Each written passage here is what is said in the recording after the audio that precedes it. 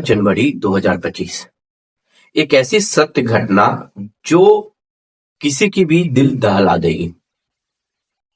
और ये घटना मुझे सुनाए है मोहनलाल ने, जिनके साथ ये घटित हुई है। मोहनलाल एक व्यापारी है जो मुजफ्फरपुर शहर में स्थित है और वहीं पर उनका एक व्यापार है होलसेल का। उनके एक मित्र हैं जो साहेबगंज में रहते हैं, उनका नाम है आलोक कुमार और वो भी साहेबगंज में एक व्यापारी करते हैं, व्यापार है कपड़ों की। अब इन दोनों में अच्छी खासी मित्रता है। उनके बेटे की रोके होने वाली थी तो आलोक कुमार अपने मित्र मोहनलाल को कहते हैं कि तुम मेरे बेटे के रोका में तुम जरूर आना। आलोक कुमार भी सोचते हैं और बोल देते हैं ठीक है मैं आऊंगा, मैं जरूर आऊंगा, तुम्हारे बेटे की रोके में मैं आऊंगा। जिस दिन रोका पड़ने वाला होता है, जो होती है 12 जनवरी 2025 को, तो मोहनलाल सोचते हैं कि आलोक जी जहां पर रहते हैं वहां जाने में सिर्फ 1.5 घंटे की रास्ते हैं और 1.5 घंटे में मैं वहां पहुंच जाऊंगा और वहां से लगभग 10 किलोमीटर उनका गांव में घर है और 6 से 7 किलोमीटर उनका घर है। तो वो सोचते हैं कि मैं यहाँ से 7:30 में निकलूंगा और 7:30 में निकलूंगा तो मैं आसानी से वहां पर जहां वो रहते हैं आलोक कुमार साहिबगंज में, मैं वहां पहुंच जाऊंगा। आलोक कुमार के घर जाने के लिए साहेबगंज से एक कच्ची रोड आती है जो माटी की रोड होती है और दोनों तरफ क्या है, खेत है। तो मोहनलाल क्या करते हैं कि अपना शाम को दुकान उकान बढ़ाकर तब वहां से घर जाकर अपना कपड़ा वपड़ा बदल कर वो निकलते हैं आलोक कुमार के घर जाने के लिए, मतलब साहेबगंज जाने के लिए। साहेबगंज जाने के लिए वो अपने घर से 8 बजे निकलते हैं और वहां पर वो 9:30 पौने 10 में पहुंच जाते हैं। उसके बाद वो वहां पर रुक के पान उन खाते हैं और उसके घर का एड्रेस पूछते हैं कि किधर से मुझे जाना होगा गांव में। वो दुकान वाला बता देता है और ये भी चेतावनी देता है कि आप अकेले जा रहे हैं रात्रि में, उधर की रोड अच्छी नहीं है, सुनसान रोड है और कोई भी रास्ता पर नहीं मिलेगा।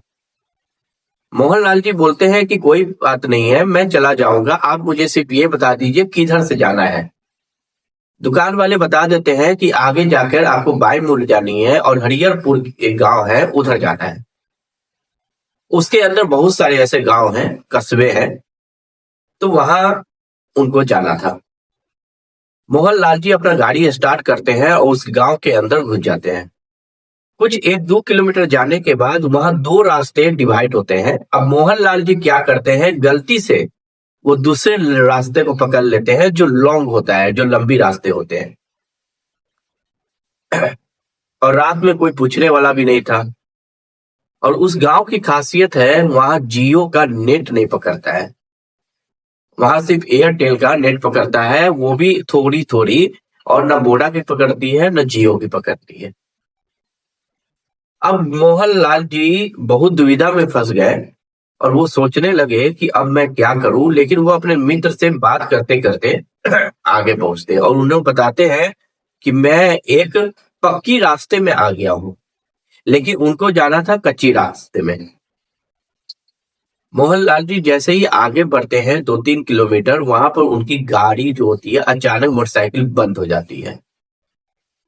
अब मोहनलाल जी की बहुत ही ज्यादा हालत खराब हो जाती है क्योंकि दोनों तरफ खेत है और बीच में एक सुनसान रास्ता है। उनको डर लग रहा था कहीं कोई लुटेरा उटेरा ना आ जाए और लूट के ना चला जाए। लेकिन यहाँ पर उनके साथ जो घटना हुई वो घटना बहुत ही दिलचस्प वाली है।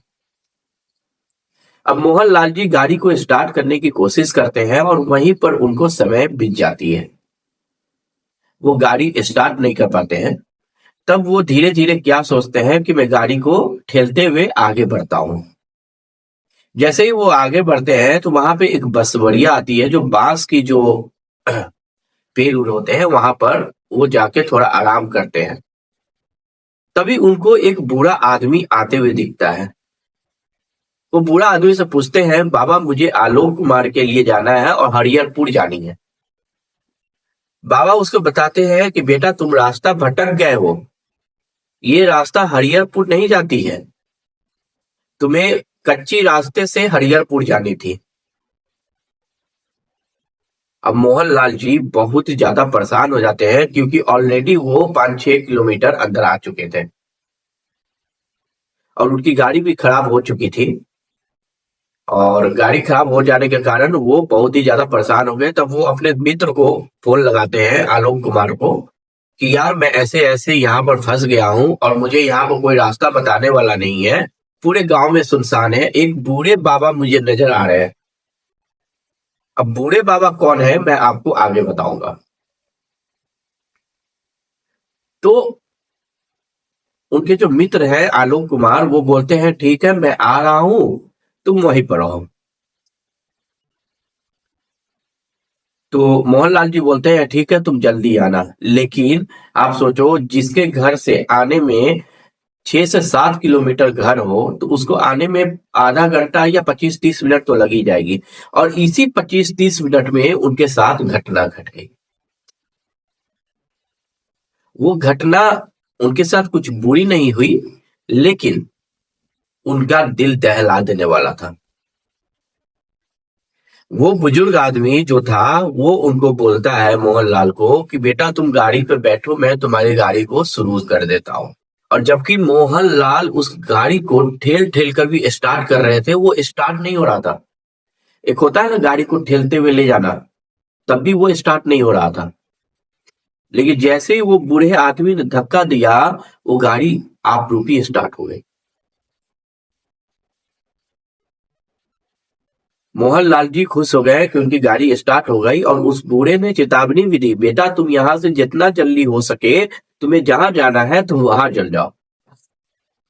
उस बूढ़े आदमी ने रास्ता भी बता दिया, गांव के अंदर से ही कच्ची रास्ते पर जाने के लिए। बोला तुम यहाँ से जाके दाएं जाना, दाएं से बाएं मुड़ना, वहीं पे एक शंकर जी की मंदिर होगी, शंकर जी के मंदिर से तुम फिर बाएं मुड़ जाना, तुम्हें कच्ची रास्ते मिल जाएगी। जैसे ही मोहनलाल पीछे पलट के देखते हैं, वो इंसान वहां पर था ही नहीं।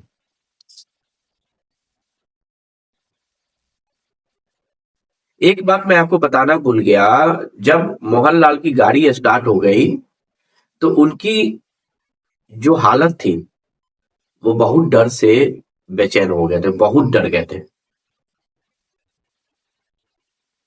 अब वो समझ नहीं पा रहे थे कि मैं इतने देर से गाड़ी को ठेल रहा हूँ, गाड़ी स्टार्ट नहीं हो रही है, और ये बूढ़े व्यक्ति ने, जो दादा थे, जो बाबा थे, वो थोड़ा सा ठेले और गाड़ी स्टार्ट हो गई। अपने आप रूपी आप सोचिए, कोई 80-90 साल का बुजुर्ग आके आपकी गाड़ी को ठेलता है, वो गाड़ी एक बार में शुरू हो जाती है, तो क्या आपको वहां पर भय नहीं लगेगा? लेकिन जैसे ही मोहनलाल पीछे पलटते हैं, जब वो रास्ता उस्ता बता दिए, तो वो सोचे कि चलो भाई, बुजुर्ग बाबा हैं, उनको कुछ दे देते हैं और उनको धन्यवाद भी कर देते हैं। जैसे ही वो पीछे पलटते हैं, वो देखते हैं वहां पर कोई बूढ़ा बाबा है ही नहीं, वो गायब है।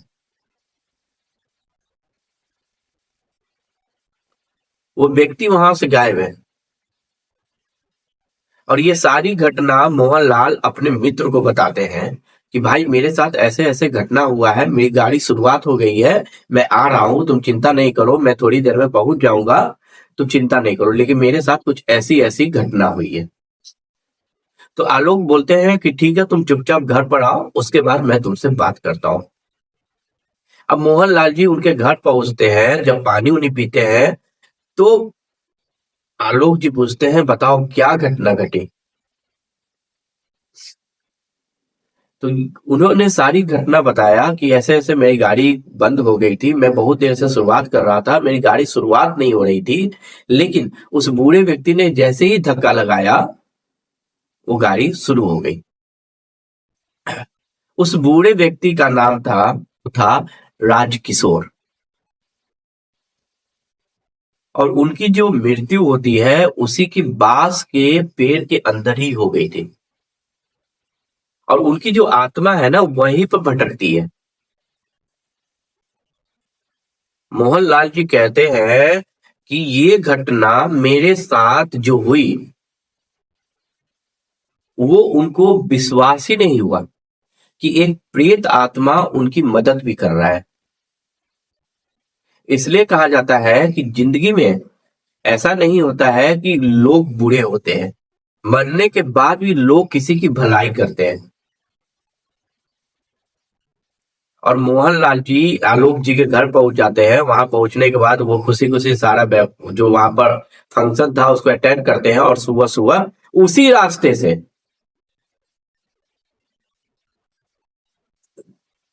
उसी रास्ते से वो अपने घर पहुंचते हैं।